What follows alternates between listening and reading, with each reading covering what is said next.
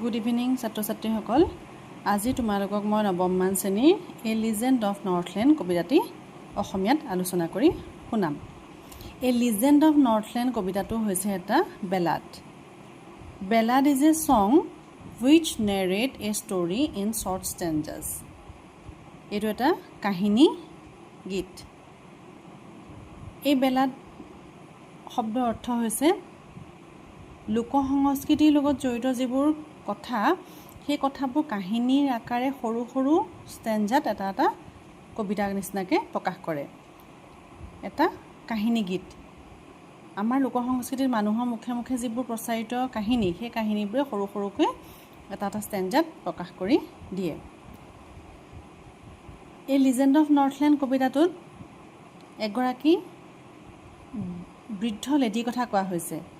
This poem narrates the legend of an old lady, বৃদ্ধ lady এগৰাকীৰ কথা কোৱা হৈছে, who angered Saint Peter because of her greed, যিগৰাকীয়ে তেওঁ লোভৰ কাৰণে Saint Peterক খং উঠাইছিল।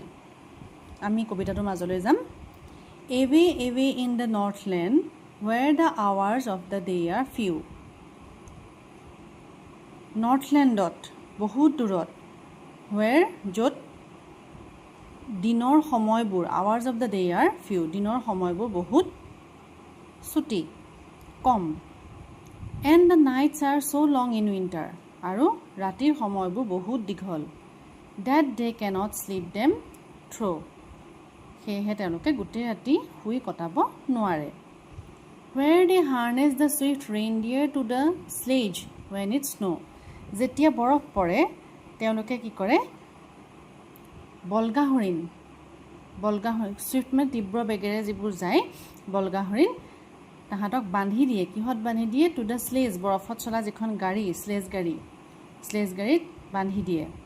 And the children look like bears cub in their funny furry cloth, আৰু ল'ৰা ছোৱালীবোৰক তাত থকা ল'ৰা ছোৱালীবোৰক এনেকুৱা লাগে ভালুকৰ পোৱালি নিচিনা লাগে, কিয়নো তাহাঁতি নুমাল কাপোৰ পৰিধান কৰি থাকে। সেই নুমাল কাপোৰবোৰ তাহাঁতক খুব হাঁহি উঠা ধেমেলীয়া যেন লাগে, আৰু সৰু সৰু কণমানি ল'ৰা ছোৱালীবোৰক তাহাঁতক ভালুকৰ পোৱালি নিচিনা লাগে। ভালুকৰ পোৱালিৰ লগত কবিয়ে তুলনা কৰিছে। They tell them a curious story, I don't believe it's true. তাৰ মানুহখিনিয়ে মানে নৰ্থলেণ্ডৰ যিখিনি মানুহখিনিয়ে সেই সৰু সৰু ল'ৰা ছোৱালীবোৰক কিছুমান কিউৰিয়াছ বহুত এক্সাইটেড ষ্টৰি কয়। কবিয়ে কৈছে, কবিয়ে কৈছে মই কিন্তু সেই ষ্টৰিবোৰ সঁচা বুলি বিশ্বাস নকৰোঁ। And yet you may learn A lesson if I tell the টেল টু ইউ। ইয়াত দুটা টেল আছে চোৱা, TELL টেল আৰু TLE টেল। TELL টেল মানে কোৱা, TLE টেল মানে ষ্টৰি। আৰু কবিয়ে কৈছে যদি মই তোমালোকক এতিয়া কাহিনী এটা কওঁ তেতিয়াও তোমালোকে তাৰ পৰা এটা পাঠ শিকিব, কিবা এটা শিক্ষা লাভ কৰিব পাৰিবা। Once when the good Saint Peter lived in the world below, এবাৰ যেতিয়া গুড ছেইণ্ট মানে সাধু পিটাৰ এজন মানুহ যি ধৰ্মৰ বাণী প্ৰচাৰ কৰিছিলে, ছেইণ্ট পিটাৰ যেতিয়া পৃথিৱীত বাস কৰিছিলে, and walked about it preaching just as he did you know, আৰু তেওঁ ধৰ্মৰ বাণী বিলাই খোজকাঢ়ি চাৰিওফালে ঘূৰি ফুৰিছিলে। he came to the cottage door of a cottage, তেওঁ আহি ক'ত পাইছিলেহি? এখন ঘৰৰ দুৱাৰমুখত পাইছিলেহি। he came to the door of a cottage, তেওঁ এখন ঘৰৰ দুৱাৰমুখত, সৰু জুপুৰি ঘৰ এটা দুৱাৰমুখত আহি উপস্থিত হৈছিলেহি। in traveling round on the earth, গোটেই পৃথিৱীখন ঘূৰি ঘূৰি। where a little woman was making cakes and baking them on the hearth, য'ত এগৰাকী সৰু মহিলা এগৰাকীয়ে কেক বনাই আছিলে আৰু কেকখিনি তেওঁ নিজৰ জুইশালত সেকি আছিলে। and being faint with fasting for the day was almost done, যিহেতু তেওঁ ঘূৰি ঘূৰি ভোকত ভাগৰুৱা হৈ পৰিছিলে, তেওঁ গোটেই দিনটো ঘূৰি ঘূৰি দিনৰ শেষ পাইছিলেহি। তেওঁ সেই মানুহ ঘৰত উপস্থিত হওঁতে, সেই কটেজটোত উপস্থিত হওঁতে ভোকত ভাগৰুৱা হৈ পৰিছিলে।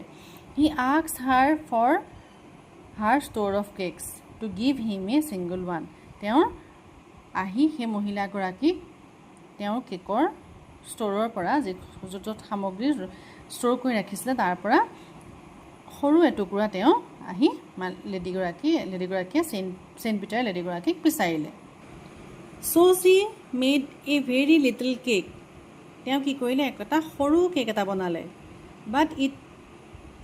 বাট এজ ইট বেকিং লে যেতিয়া এইটো হৈ গ'ল চি লুকড এট ইট তেওঁ কেকটোলৈ চালে and thought it seem too large to give away তেওঁ এনেকুৱা ভাবি এনেকুৱা পালে যে এইটো দিবলৈ যেন বহুত ডাঙৰ হৈছে তেওঁ সৰু এটা দিব বিচাৰিছিল আচলতে মানুহজনক কিন্তু তেওঁ যেতিয়া বনাই সেকিলে দেখিলে দেখোন এইটো বৰ ডাঙৰ কেনেকৈনো দিবলৈ মন তেওঁ নগ'ল therefore she need another তাৰপিছত তেওঁ আন এটা মঠিলে and still a smaller one তাৰপিছত এটা সৰু এটা বনালে but it look when she turned it over as large as the first had done তাৰ মুঠি পেলাই যেতিয়া তেওঁ আকৌ সেকাৰ পিছত তেওঁ বনাই দেখিলে যে এইটো দেখোন আগতকৈও ডাঙৰ হৈছে তাৰমানে তেওঁ প্ৰথমটো দিবলৈ বনাই দেখিলে যে ডাঙৰ হ'ল তাৰপিছত সৰুকৈ বনায়ো দেখিলে যে সেইটো আৰু ডাঙৰহে হৈছে আগৰটোতকৈ মানে মঠা then she took a tiny scrap of dough তাৰপিছত তেওঁ অকণমান সৰু পৰিমাণ এটাৰ অলপমান মঠাৰ পৰা সৰু পৰিমাণৰ এটা ল'লে এণ্ড rolled it flat আৰু ঘূৰাই তেওঁ চেপেটা কৰিলে and baked it thin as a wafer তেওঁ একদম পাতলকৈ সেকিলে but she could not part with that কিন্তু তেওঁ তাৰো অংশ এটাও দিবলৈ মন নোৱাৰিলে তেওঁ দিবলৈ for she said my cakes that seem too small when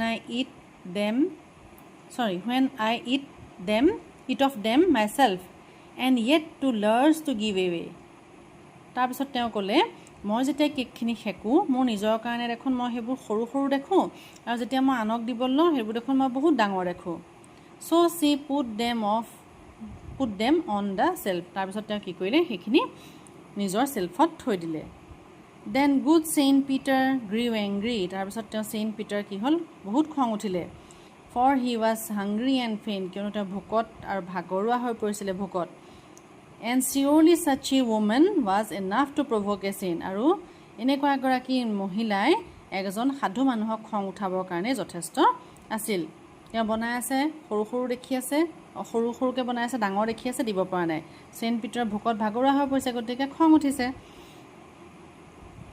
and he said তেওঁ খং উঠি চেইণ্ট পিটাৰে ক'লে you are far too selfish to dwell in a human form তুমি মানুহ হিচাপে জীয়াই থাকিবৰ কাৰণে বহুত স্বাৰ্থপৰ to have both food and shelter and fire to keep you warm তুমি জুই পাইছা নিজক ৱাৰ্ম কৰি ৰাখিবৰ কাৰণে গৰম কৰি ৰাখিবৰ কাৰণে খাবলৈ আহাৰ পাইছা থাকিবলৈ শেল্টাৰ পাইছা কিন্তু তুমি ইমানবোৰ পোৱাৰ যোগ্যই নহয় তুমি মানুহ হিচাপে জীয়াই থাকিবৰ কাৰণে বহুত স্বাৰ্থপৰ now you shall build as the birds do এতিয়া তুমি কি কৰিব লাগিব চৰায়ে যেনেকৈ নিজে কষ্ট কৰি খাই খুটে তেনেকৈ তুমি চৰাই নিচিনাকৈ কষ্ট কৰিব লাগিব and shall get you scanty food আৰু তুমি নামমাত্ৰ আহাৰ পোৱা চৰাই যেনেকৈ অকণমান আহাৰৰ কাৰণে বহুত কষ্ট কৰি ঘূৰি ফুৰে তেনেকৈ তুমিও অকণমান আহাৰৰ কাৰণে বহুত কষ্ট কৰিব লাগিব চৰাই নিচিনাকৈ বাই বৰিং তুমি খান্দি মানে বৰিং মানে খন্দা ইয়াত এতিয়া খুটি কথা কৈছে খুটি চৰাই যেনেকৈ খুটি খাবলৈ চেষ্টা কৰে তুমিও তেনেকৈ খুটিয়ে থাকিব লাগিব all day in the hard dry wood গোটেই দিনটো পৰিশ্ৰম কৰিব লাগিব ক'ত শুকান বননিত দিনটো শুকান বননিত কঠোৰ পৰিশ্ৰম কৰি তুমি নামমাত্ৰ আহাৰ পাবলৈ চৰাই নিচিনাকৈ বহুত কষ্ট কৰিব লাগিব then up she went through the chimney তাৰপিছত তেওঁ কি হ'ল সেই লেডিগৰাকী চিমনিটোৱেদি ওলাই যোৱা নিচিনা লাগি গ'ল নেভাৰ স্পিকিং এ ৱৰ্ড এটা চাউণ্ডো তেওঁ কথা ক'বলৈ নাপালে and out of the top flew a woodpecker ওপৰত এটা উডপিকাৰ কাঠৰোকা চৰাই এটা যেন উৰি গ'ল for she was change to a bird কিয়নো তেওঁ এটা চৰাইলৈ পৰিণত হ'ল উডপিকাৰ চৰাই এটালৈকে সেই লেডিগৰাকী পৰিণত হ'ল তাৰমানে চেইণ্ট পিটাৰে সেই লেডিগৰাকীক অভিশাপ দিলে she had a scarlet cap on her head তেওঁ যেতিয়া লেডি হৈ আছিলে তেওঁ মূৰত এটা টুপি পৰিধান কৰি আছিলে and that was left the same আৰু সেই টুপিটো একেই থাকি গ'ল but all the rest of her clothes were burn আৰু কিন্তু তেওঁ যিমানখিনি কাপোৰ পৰিধান কৰি আছিলে সেই গোটেই কাপোৰখিনি জ্বলি গ'ল black as a coal in the flame জুইৰ শিখাত ক'লা ৰঙলৈ কয়লালৈ পৰিণত হৈ গ'ল ছাইলৈ পৰিণত হৈ গ'ল এণ্ড এভৰি মৰ কাণ্ট্ৰি স্কুল বয়, এতিয়াও প্ৰত্যেকখন দেশৰ স্কুলৰ সৰু ল'ৰা ছোৱালীয়ে হেজ চিন হাৰ ইন দ্য উড, এতিয়াও তেওঁ সেই লেডিগৰাকীক হাবিত দেখা পায়। Where she lived in the trees, য'ত তেওঁ গছৰ ওপৰত বাস কৰে। টিল দিছ ভেৰি ডে, এতিয়াও গোটেই দিন ধৰি বাস কৰে।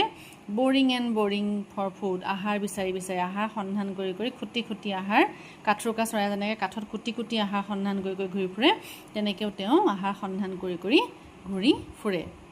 এতিয়া আমি কবিতাটোৰ পৰা কি শিকিলোঁ? কবিতাটোৰ পৰা আমি আমি শিক্ষা লাভ কৰিলোঁ যে লোভেই পাপ পাপেই মৃত্যু, তাৰমানে অতি বেছি লোভ কৰিব আমি নেপায়। কবিতাটোৰ অসমীয়াটো সুন্দৰকৈ আলোচনা কৰি দিলোঁ, তোমালোকে হয়তো বুজি পাইছা। ধন্যবাদ।